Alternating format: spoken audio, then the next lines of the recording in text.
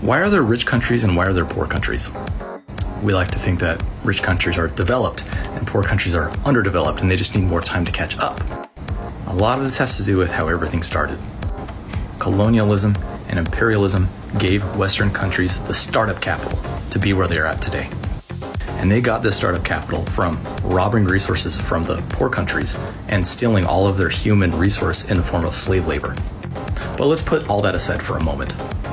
What are the forces right now that are perpetuating this cycle of impoverished countries? A huge factor in this is the World Bank and the International Monetary Fund, the IMF. These are basically the banks of the world. Their goal is to abolish poverty. So they offer loans to poor countries to help lift them out of poverty. But these loans have some pretty big stipulations. The World Bank and the IMF prohibit poor countries from nationalizing their resources. Why would they want to do this? They don't want these poor governments to have control over the resources. They want to keep it in the hands of foreign investors and corporations that are mostly owned by the United States and Western countries. These loans ensure that those resources will not go to benefit the public of those poor countries. Also, these loans prohibit these countries from subsidizing their own resources because they say it'll be unfair in the global market.